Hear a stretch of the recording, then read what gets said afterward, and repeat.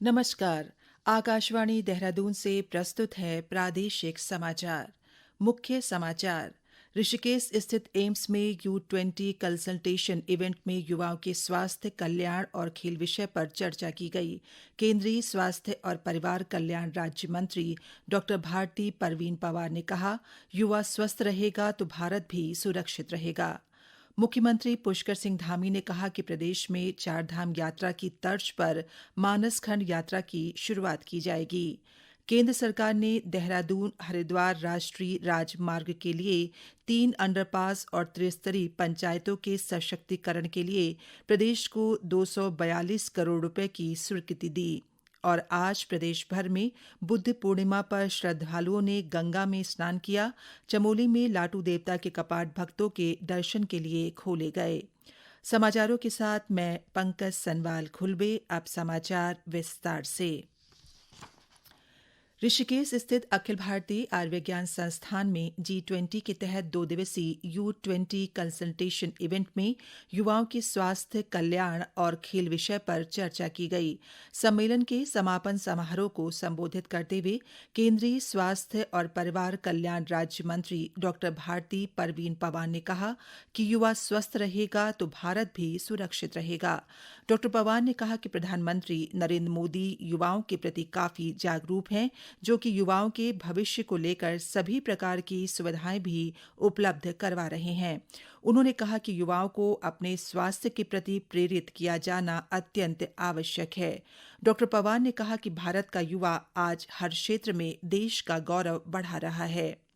भारत देश हमारा जो है ये एक युवा देश है। यहाँ की युवाओं में जो ताकत है वो अपने आप में देश को आगे ले जाने के लिए महत्वपूर्ण भूमिका निभा रही है। अलग अलग सेक्टर में, चाहे वो एजुकेशन सेक्टर हो, हेल्थ सेक्टर हो, इंडस्ट्रियल हो, कल्चरल हो, स्पोर्ट्स हो। आपने देखा होगा कि हाल ही में हमारी स्पोर्ट्स मिनिस्ट्री से जो युवाओं ने ओलंपिक में जो भारत की शान बढ़ाई, गौरव बढ़ाया, तो ये युवाओं को और आगे लेके जाने के लिए मंथन हो। और इसी दृष्टि से Y20 की मीटिंग का यहाँ पे ऋषिकेश में एक सम्मेलन आयोजित किया। सम्मेलन में देश विदेश के लगभग 250 प्रतिनिधियों ने भाग लिया। इस अवसर पर वित्त मंत्री प्रेमचंद अग्रवाल ने कहा कि Y20 सम्मेलन से निकलने वाले मंथन से विश्व के युवाओं का विकास होगा। भारत ही एक ऐसा देश है जिसकी पहचान नौजवान युवाओं के देश के रूप में बनी है। डॉ अग्रवाल ने कहा कि ऋषिकेश में बना एम्स मरीजों को उपचार के साथ स्वास्थ्य लाभ देने में भी सहायक सिद्ध हुआ है, जिसमें पहाड़ी क्षेत्रों के दूरदराज क्षेत्रों से आने वाले लोगों का हेली सेवा से यहां लाकर उपचार किया जा रहा है। वहीं ड्रोन के माध्यम से दूरदराज के इलाकों में दवाइयां भी उपलब्ध करवाई जा रही हैं। इस बीच केंद्रीय राज्य मंत्री ने एम्स में आई बैंक व जरा चिकित्सा वार्ड का उद्घाटन किया और मरीजों से मुलाकात कर उनका हालचाल जाना।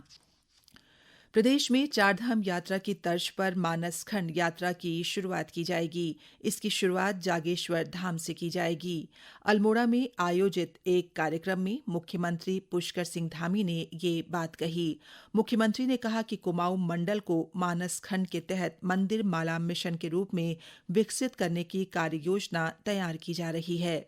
जिस प्रकार से चारधाम यात्रा हमारी चलती है, उसी प्रकार से मानसखंड यात्रा भी चलेगी और कैलाश मानसरोवर की भी यात्रा चलेगी। उसका एक बहुत बड़ा पड़ाव हमारा ये डोल का क्षेत्र होगा, बाबा जागेश्वर का क्षेत्र होगा। उस क्षेत्र को आगे बढ़ाने के लिए मैंने पिछले दिनों आदरणीय प्रधानमंत्री जी से भी वहाँ आने का आग्रह किया था और हमारा जो मास्टर प्लान है वो मास्टर प्लान पूरी तरह से कंप्लीट हो गया है। उसकी हम जागेश्वर धाम से शुरुआत करने वाले हैं। मुख्यमंत्री ने बताया कि जागेश्वर धाम को 5वें धाम के रूप में विकसित करने के लिए केंद्र सरकार से अनुरोध किया गया है। उन्होंने कहा कि प्रदेश में संस्कृति संरक्षण के लिए सरकार प्रतिबद्ध है। इसके लिए सरकार एक कठोर धर्मांतरण का कानून लेकर आई है। इस अवसर पर उन्होंने कहा कि डोल आश्रम में 3 नए पार्किंग स्थल विकसित किए जाएंगे और आश्रम को विश्वविद्यालय बनाने का प्रयास किया जाएगा। टिहरी गढ़वाल के नरेंद्र नगर में प्रस्तावित G20 सम्मेलन की तैयारियां जोरों पर हैं। आज जिलाधिकारी डॉ सौरभ गहरवार ने संबंधित अधिकारियों के साथ G20 के तहत चल रहे निर्माण कार्यों का निरीक्षण किया। डॉ गहरवार ने तैयारियों में तेजी लाने के निर्देश दिए। उधर राज्यपाल गुरमीत सिंह ने G20 के प्रचार के लिए श्रीदेव सुमन विश्वविद्यालय को सभी संबद्ध कॉलेजों में Y20 युवा मंथन कार्यक्रम आयोजित करने के निर्देश दिए। राज्यपाल ने आज देहरादून में विश्वविद्यालय के कुलपति प्रोफेसर NK जोशी से कहा कि G20 से संबंधित कार्यक्रम आयोजित करने से छात्रों को G20 और वैश्विक चुनौतियों से रूबरू होने का अवसर मिलेगा। इसके साथ ही उन्होंने विश्वविद्यालय में ERP सिस्टम विकसित करने के निर्देश दिए, जिससे विद्यार्थियों को डिग्री, मार्कशीट और माइग्रेशन सर्टिफिकेट के लिए विश्वविद्यालय न आना पड़े। राज्यपाल ने विश्वविद्यालय से संबद्ध ऐसे कॉलेज का चयन करने को कहा जिसमें बालिकाओं को प्रतियोगी परीक्षाओं के लिए तैयारी कराई जाए।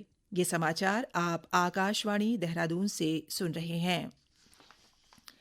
केंद्र सरकार ने देहरादून हरिद्वार राष्ट्रीय राजमार्ग 7 के लिए 3 अंडरपास की स्वीकृति दे दी है। केंद्रीय सड़क परिवहन एवं राजमार्ग मंत्री नितिन गडकरी ने ट्वीट कर ये जानकारी दी। ट्वीट में उन्होंने कहा कि इन राजमार्गों में बन रहे 3 अंडरपासों के बन जाने से मानव और वन्यजीव संघर्ष कम होगा, जिसका लाभ आम आदमी को मिलेगा। मुख्यमंत्री पुष्कर सिंह धामी ने केंद्रीय मंत्री का आभार व्यक्त करते हुए कहा कि 3 अंडरपासों को बनाने का उद्देश्य वन्यजीवों की मुक्त आवाजाही को बढ़ावा देना और उनके प्राकृतिक आवासों की रक्षा करना है। केंद्र सरकार ने त्रिस्तरीय पंचायतों के सशक्तिकरण के लिए प्रदेश को 242 करोड़ की धनराशि की स्वीकृति दी है। पंचायती राज मंत्री सतपाल महाराज ने ये जानकारी दी। पंचायत मंत्री महाराज ने कहा कि इस धनराशि से त्रिस्तरीय पंचायत प्रतिनिधियों और 29 विषयों से संबद्ध रेखी विभाग के अधिकारियों, कार्मिकों, स्वयं सहायता समूहों की कार्यक्षमता और दक्षता में अभिवृद्धि करना है। महाराज ने बताया कि इस धनराशि से ग्राम पंचायतों के बुनियादी ढांचे का सुदृढ़ीकरण किया जा सकेगा। आज प्रदेश भर में बुद्ध पूर्णिमा मनाई गई। इस अवसर पर देश भर से आए लाखों श्रद्धालुओं ने ऋषिकेश और हरिद्वार के हर की पैड़ी समेत गंगा के विभिन्न घाटों पर स्नान किया। स्नान के पश्चात श्रद्धालुओं ने मंदिरों में देव दर्शन कर दान पुण्य किया। स्नान को लेकर पुलिस प्रशासन ने घाटों पर सुरक्षा के पुख्ता इंतजाम किए थे। पूरे मेला क्षेत्र को 7 जोन व 20 सेक्टरों में बांटा गया है। मान्यता है कि आज के दिन भगवान विष्णु ने बुद्धावतार लिया था और भगवान बुद्ध को ज्ञान प्राप्त हुआ था। चमोली जिले के वाण स्थित लाटू देवता मंदिर के कपाट आज श्रद्धालुओं के लिए विधि विधान के साथ खोल दिए गए हैं। मां नंदा देवी के धर्म भाई के रूप में वाण के लाटू देवता की पूजा अर्चना की गई। इस दौरान पारंपरिक वेशभूषा में स्थानीय महिलाओं ने जागरों का गायन किया। देवाल के ब्लॉक प्रमुख दर्शन दानू ने कहा कि कपाट खुलने पर श्रद्धालुओं में उत्साह है। आज 5 मई को लाटू देवता के कपाट खुल रहे हैं और आज हम सब लोग वाण में हैं और वाण अपने आप में एक रमणीक स्थल है और लाटू देवता की अपनी एक महानता रही है और माना गया है कि नंदा का धर्म भाई लाटू को माना गया है और हमेशा से यहाँ पर अनेकों हमारे मिनिस्टर, अनेकों अधिकारी यहाँ पर पहुँचते हैं और इस बार भी लाखों श्रद्धालु यहाँ पर आए हैं और मैं लाटू देवता से यही प्रार्थना करूंगा कि सबकी मनोकामना पूर्ण हो। 12 वर्षों में आयोजित होने वाले एशिया की सबसे लंबी पैदल धार्मिक यात्रा की अगुवाई भी वाण के लाटू देवता ही करते हैं। मौसम विज्ञान विभाग ने 8 मई तक ऊंचाई वाले 5 जिलों में बारिश का पूर्वानुमान जारी किया है। विभाग के निर्देशक विक्रम सिंह ने बताया कि 8 मई तक पहाड़ के 5 जिलों चमोली, रुद्रप्रयाग, पिथौरागढ़, उत्तरकाशी और बागेश्वर में हल्की बारिश की संभावना है। उन्होंने बताया कि 7 मई को कहीं-कहीं ओलावृष्टि और 40 किलोमीटर प्रति घंटा की रफ्तार से हवा चलने के आसार हैं। केदारनाथ मार्ग पर लिंचोली से आगे भैरव व कुबेर हिमनद पर पहाड़ी से अत्यधिक बर्फ आने के कारण बंद हुए मार्ग को खोल दिया गया है। इसके साथ ही केदारनाथ यात्रा सुचारू रूप से चल रही है। गौरतलब है कि राज्य आपदा प्रतिक्रिया बल के जवानों ने युद्ध स्तर पर कार्य कर मार्ग को खोला। उधर चमोली में हेलंग के पास अवरुद्ध मार्ग को यातायात के लिए खोल दिया गया है। कुमाऊं विश्वविद्यालय नैनीताल के तत्वाधान में G20 देशों के युवाओं के संगठन Y20 के अंतर्गत जलवायु परिवर्तन के लिए सामरिक ज्ञान पर राष्ट्रीय मिशन पर एक संगोष्ठी हुई। अंत में मुख्य समाचार एक बार फिर। ऋषिकेश स्थित एम्स में U20 कंसल्टेशन इवेंट में युवाओं के स्वास्थ्य, कल्याण और खेल विषय पर चर्चा की गई। केंद्रीय स्वास्थ्य और परिवार कल्याण राज्य मंत्री डॉ भारती परवीन पवार ने कहा, युवा स्वस्थ रहेगा तो भारत भी सुरक्षित रहेगा। मुख्यमंत्री पुष्कर सिंह धामी ने कहा कि प्रदेश में चारधाम यात्रा की तर्ज पर मानसखंड यात्रा की शुरुआत की जाएगी। केंद्र सरकार ने देहरादून हरिद्वार राष्ट्रीय राजमार्ग के लिए 3 अंडरपास और त्रिस्तरीय पंचायतों के सशक्तिकरण के लिए प्रदेश को 242 करोड़ रुपए की स्वीकृति दी। और आज प्रदेश भर में बुद्ध पूर्णिमा पर श्रद्धालुओं ने गंगा में स्नान किया। चमोली में लाटू देवता के कपाट भक्तों के दर्शन के लिए खोले गए। इसी के साथ ही प्रादेशिक समाचार का ये बुलेटिन समाप्त हुआ। नमस्कार।